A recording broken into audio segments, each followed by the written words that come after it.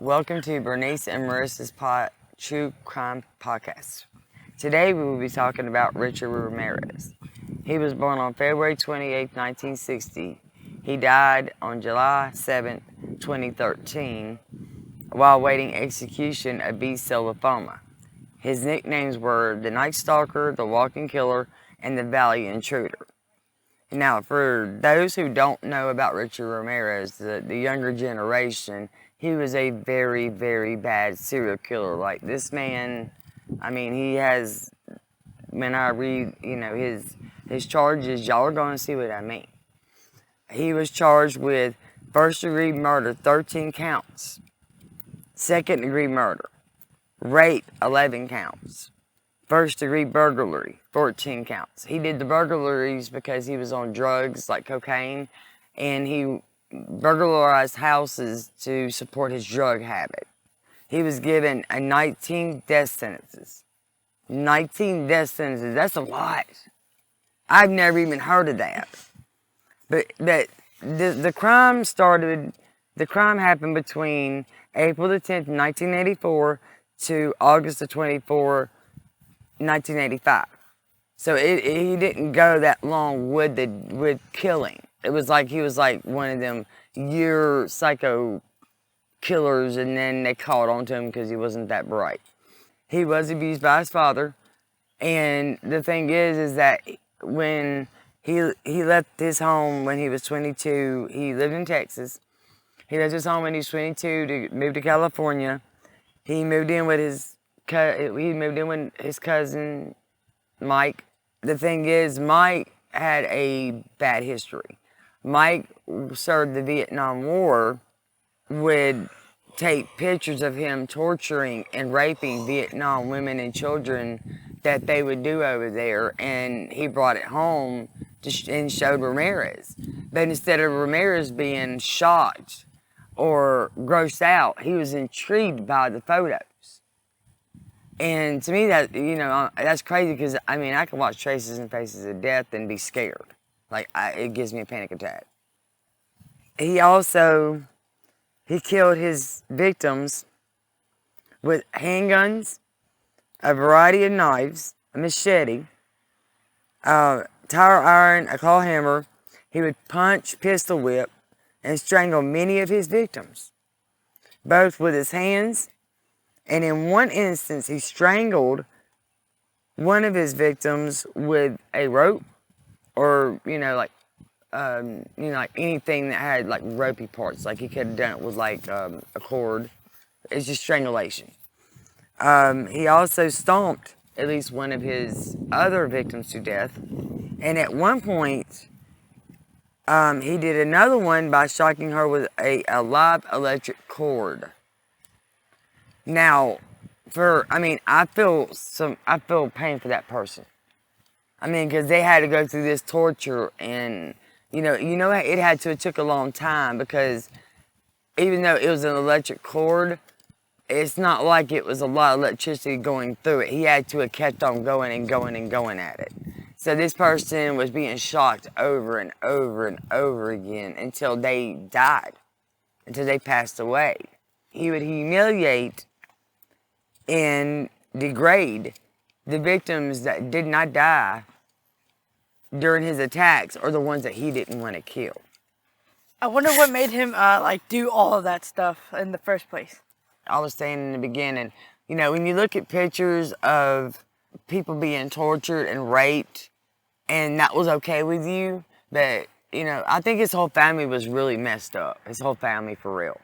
Like, there's no way that you could not have any feelings toward seeing pictures of women and children being tortured and raped. Yeah.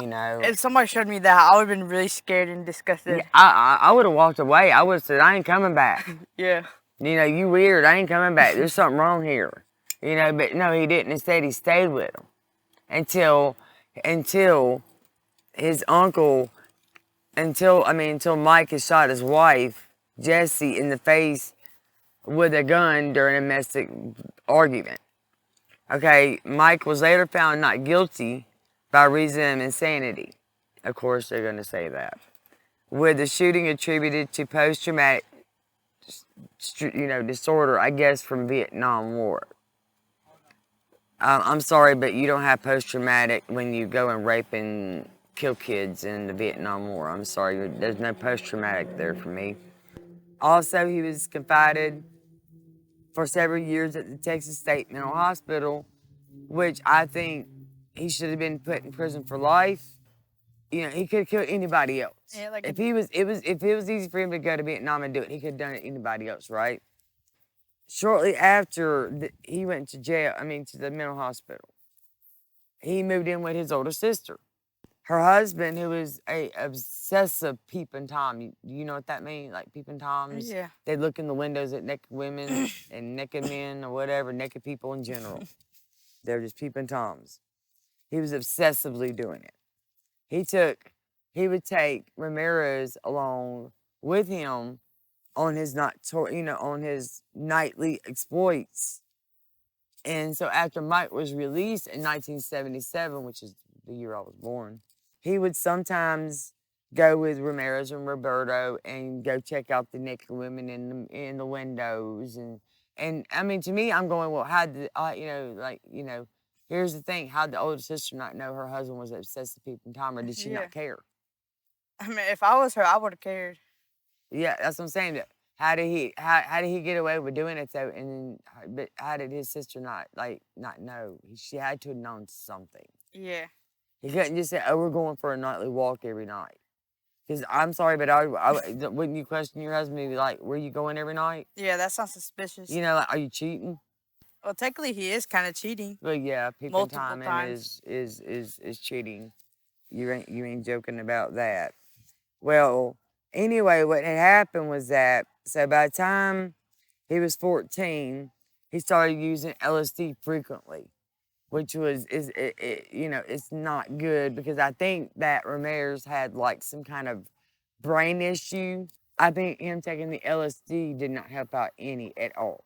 Ramirez and Roberto started to bond over the drugs and alcohol that they were using together, because it cultivated an interest in Satanism and the occult. He was really big into Satanism and the occult. Like really, really big. I think, if I'm not mistaken, he even shaved his teeth to make them pointy. Ooh, that's scary. Yeah. He started to have sexual fantasies with graphic violence in them, including forced bondage, murder, mutilation. While he was in school, he took a job at a local Holiday Inn where he had like the master key. It was so he can rob the customers on, at least at that location.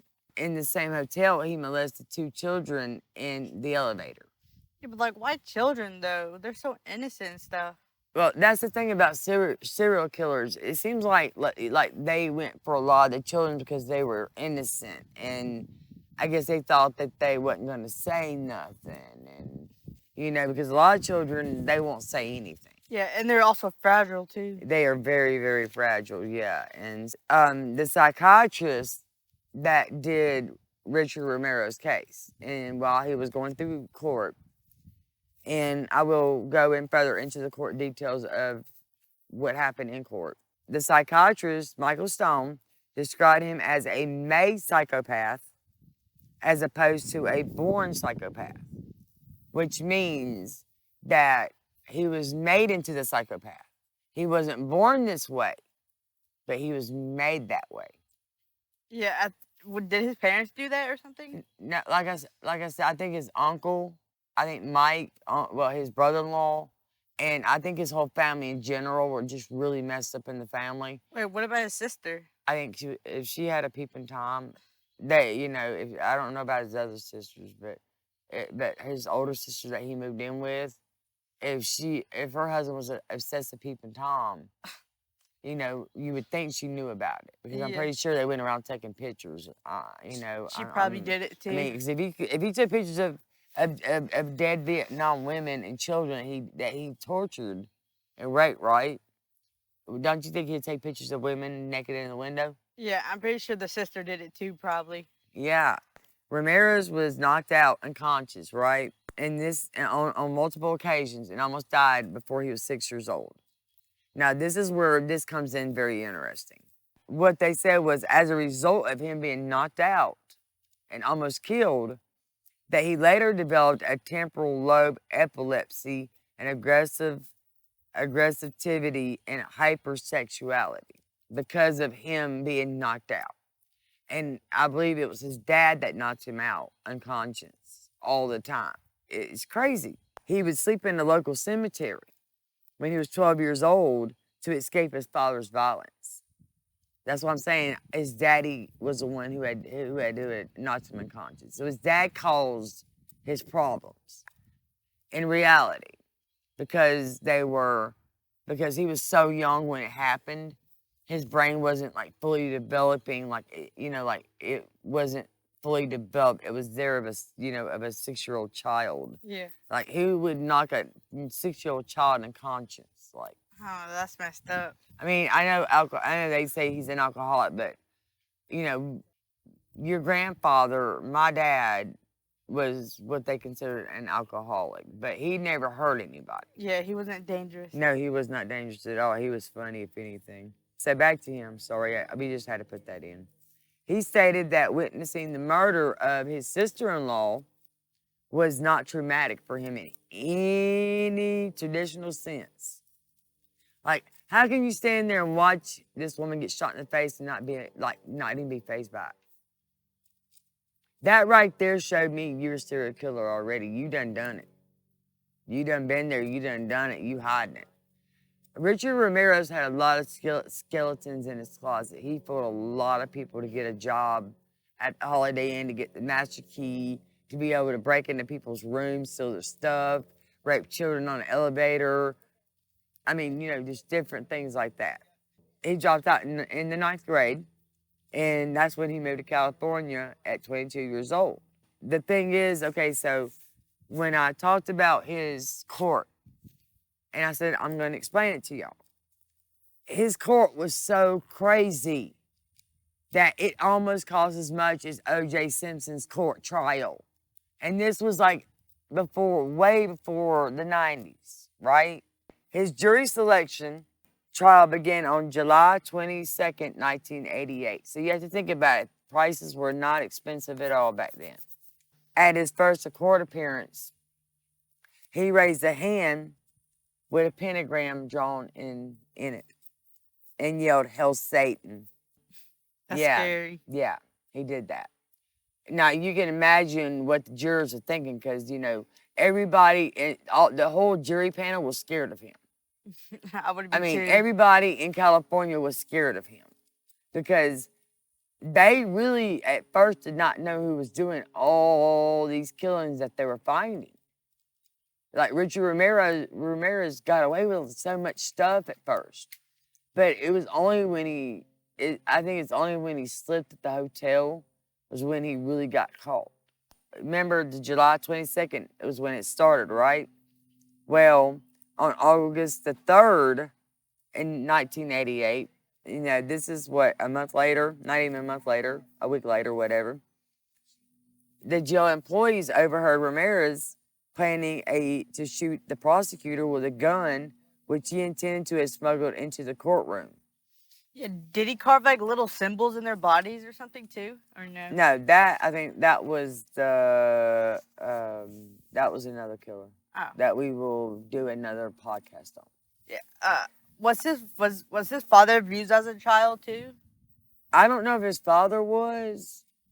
Because they didn't really go back to, because honestly, like, even in court, they didn't go back to his father's childhood. His father was a policeman, and then he was a former policeman at one point. He was a cop at one point. And then he started working for the rail station, the railroad place, or railway, and stuff like that. A metal detector was installed, though, for his court case, after he threatened to kill the prosecutor. A metal detector was installed outside, and intensive searches were conducted on people entering on August the 14th. Now, here's where it gets very interesting, y'all. The trial was interrupted because one of the jurors, Phyllis Singletary, was found shot to death in her apartment. So that's where the juries really got terrified. They're like, oh my God, Richard Ramirez might have somebody on the outside that's doing all this, They know where we live at and stuff like that. And I can understand that. If I'm on that jury, I wouldn't want that either. I'd be like, get me off. Get me off this jury. I don't want it. But come to find out, they were wondering, if he had somehow directed this event from the inside the prison cell, where he was at.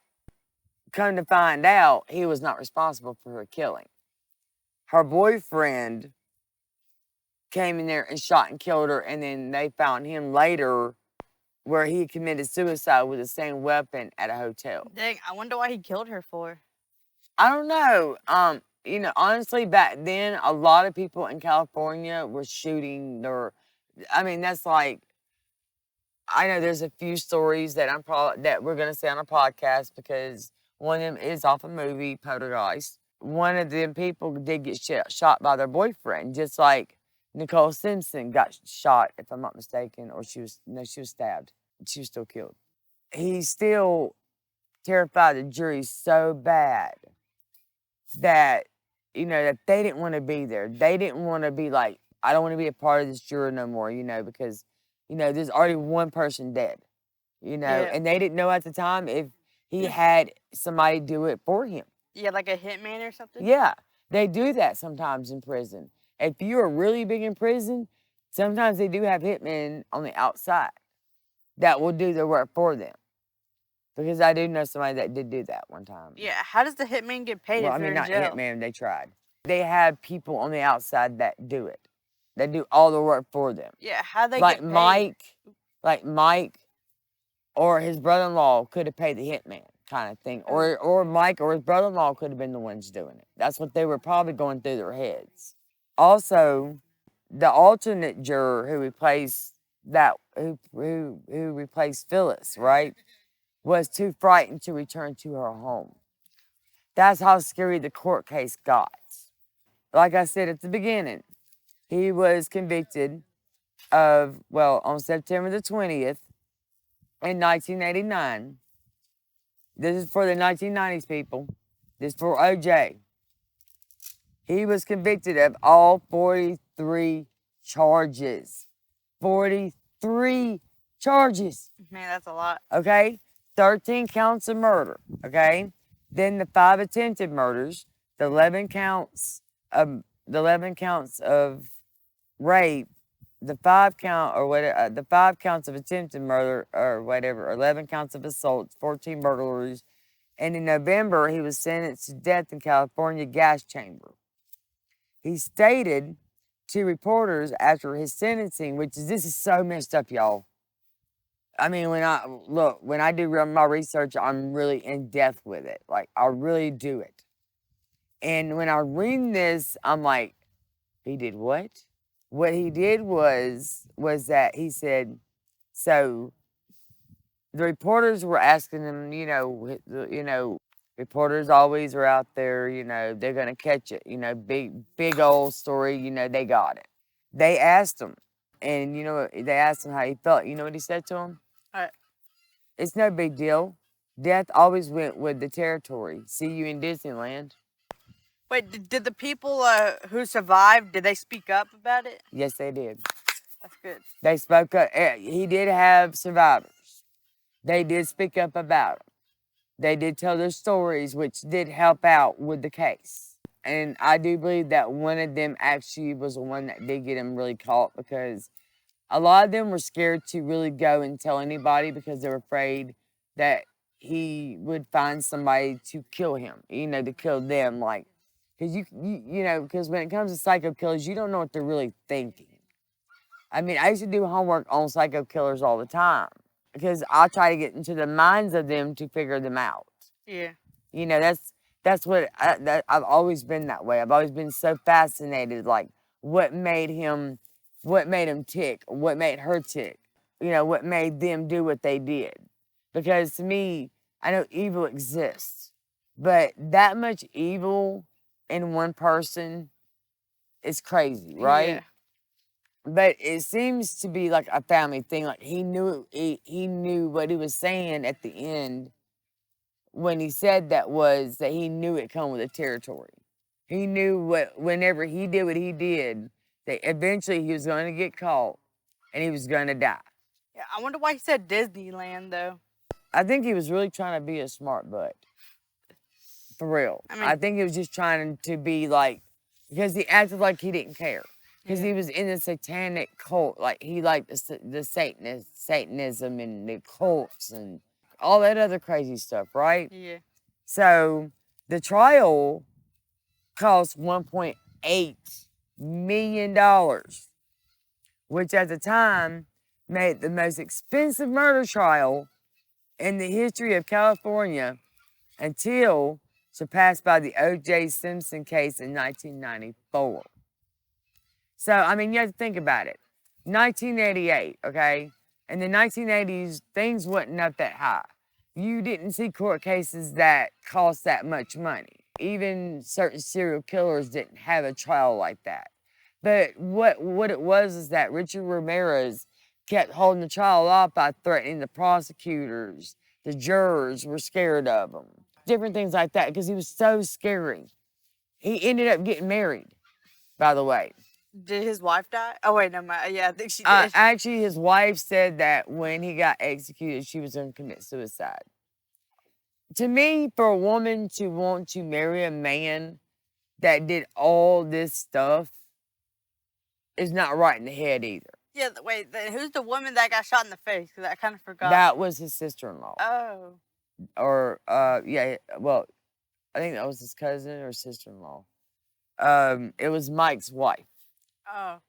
I mean, for me to get into Richard's head while I was doing, investigative work on it, I tried to get into as much as I can. And a lot of the times they don't really put into details really what really, all I really, if I went into all the deaths and how he did them one by one, we would be here all day. I mean, there's documentaries you can watch on Richard Ramirez, and I really do recommend the ones that don't know about him to really watch the documentaries on TV about him, because then you'll get a true depth of the way he really was. I mean, he had pointy teeth. He was scary looking. And, I mean, it surprises me how somebody would want to marry him after all this, but, there are crazy women out there. There really are. Women are crazy. So are men. I mean, it doesn't matter what sex you are, they're crazy. They're just beyond the crazy point. For a man, because even a lot of the serial killers before him did not scare the jurors so bad that they didn't want to do the court case. Yeah. Did they feel evil on him? Like, really evil? I think the whole family was messed up.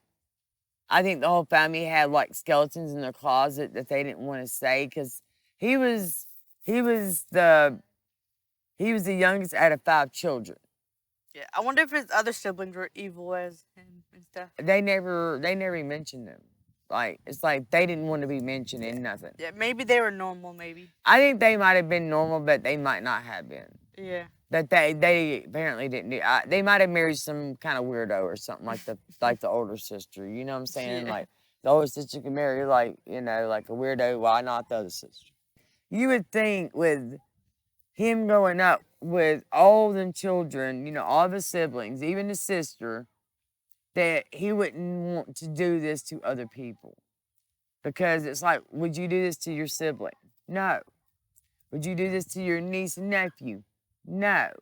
So why are you doing it to why would you do it to strangers? Because you don't know them. You raped the 2 children in the elevator because you knew they wasn't going to say nothing at first. Wait, did they die? No, they didn't. He just raped them. I feel bad for those.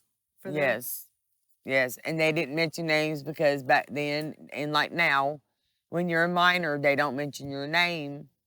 Yeah, because they're scared. Yeah, well, it's because they're a minor, and the reporters, when they catch wind of a minor, they tried to go for them. And And it's not the reporter's fault. They're doing their job. Yeah. But younger children do not understand that, hey, This person's bad. yeah, I don't need to, because they're having to relive that trauma again. And they're younger children. And I'm pretty sure that it messed them up later on in life. Yeah.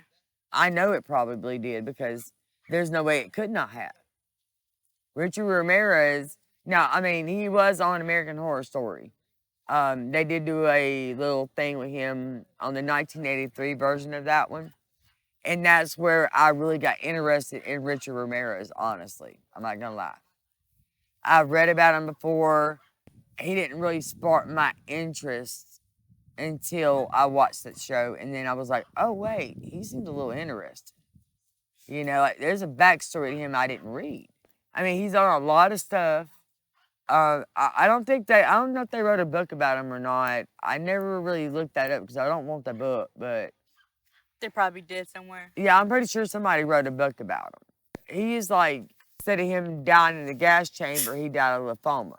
They're like, oh, well, thank God we ain't got to do the gas chamber now, like he's dead now. He gone. He's just a number in the he's a number in the in the ground now. Yeah. Did they give him like any last meals? Because they're like a long time ago they did. No, because he wasn't being executed yet. He died of lymphoma. Yeah, he died of cancer. Yeah, I wonder why the prison give the prisoners last meals when they're not gonna actually die. Well, no. Normally they get in the last meal right before they get executed.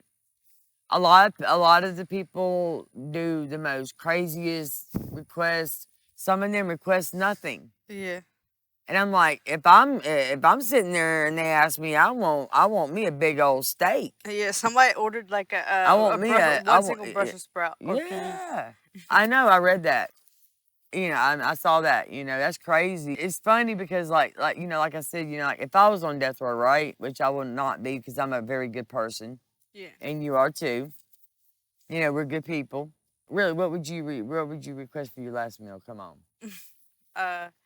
Mine would be pizza. I like pizza. You like pizza? Yeah. You know what mine would be? Steak, a fully loaded potato. A fully loaded potato with everything on top, including a bunch of bacon. Oh, man, bacon's good. Oh, yes. I would love a bunch of bacon on that because if I'm going down, I'm going down with the... If I'm going to go down, I'm going to go down with a bang. Yeah. With my food. I'm going to order macaroni. So, I mean, like... What do you think about like Richard Ramirez? He sounds like a very scary person. I wonder if the people who were friends with him, I wonder if they could tell if there was something wrong with him. I'm pretty sure when he did the teeth. Yeah. They could, but I don't think he had friends. He didn't have friends. He just had his family. I mean, family could be friends too. Yeah. I mean, Richard Ramirez, don't get me wrong. He was a very handsome dude at one point. Don't get me wrong. I'm not going to sit there and sugarcoat and lie to y'all and say he was ugly because he was not. He had normal teeth.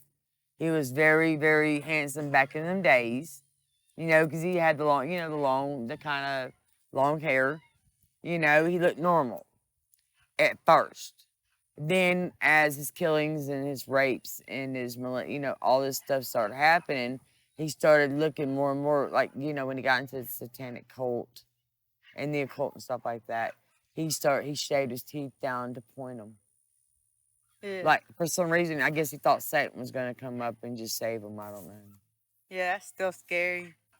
Richard Ramirez, I mean, he was called a night stalker. People were scared to walk at nighttime because if they did it, they would get killed by him. Yeah. I mean, can you imagine staying in a hotel and you're sleeping and all of a sudden, I bet you that's why them locks are on them hotels now, that extra lock. Yeah, I'm pretty sure people can break in still. Oh, no, not with them locks. No, ma'am, not with them. No, and now they got the keypad, too, if you get into a good one. Now, if you get into a crappy one, you still got the key. Don't go to one of them. Go to one with cards. You don't want Richard Ramirez with you. How would you feel like, after hearing this? Would you go into a hotel by yourself and sleep? No. I would have a weapon with me if I did.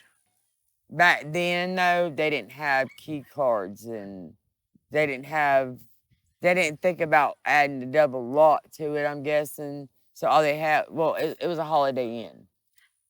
So of course, then they're gonna be like probably the last people. Well, super. I don't know, but anyway, when it's a cheap motel, cheap place, and he had the master key to everything, every room in that hotel, in that motel hotel. He had every key to to every room in there. So imagine if you went to sleep, right, and you woke up and somebody is stealing your stuff. I will be a little bit mad, but scared at the same time. I mean, would you lay there and act like you're still sleeping? So therefore, I mean, because that would probably be me. I'd be freezing up and be like, I'm scared to move. Just let him steal whatever he needs to go and don't let him kill me, please. Yeah. I've been robbed before and almost robbed. And so I know I freeze up, like, no, I don't do good during situations like that. But Richard Ramirez was an evil person. Most of the serial killers really are evil, but and they wasn't born this way. A lot of the serial killers was not born this way. Something from their childhood, something from anywhere in their lives just ticked them like that. Just made them tick. It just hit a part in their brain where they're like, okay, well, it's like it drew it to him. And I mean, maybe it's because of the satanic and the occults. Maybe he called upon somebody he shouldn't have. That's what I'm also thinking. That maybe, with him being the satanic and the occult thing, and how they always call upon somebody. Well, maybe Richard Ramirez called upon somebody very evil that attached himself to him. You know what I'm saying? Yeah. Or took over him. Did he do any spells on people too? I'm pretty sure he did if he was in the occult. Yeah. And satanic and the occults and stuff like that. But normally what they do is that they'll conjure up like the most evilest thing in the world. Like the most, you know what I'm saying? And I mean, I know I keep saying that every time I read one, it's always followed by the father abuses them. But the thing is, there's people that have been abused and not serial killers, so they really can't blame that on the father. Maybe a few of them can, but not this one, but not a lot of them can. But a lot of them were abused by their fathers.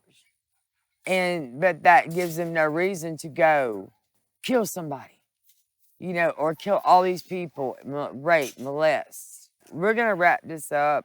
Next week, we are going to start on a local case. It's actually very local from Bottle Battery in Dauphin Island.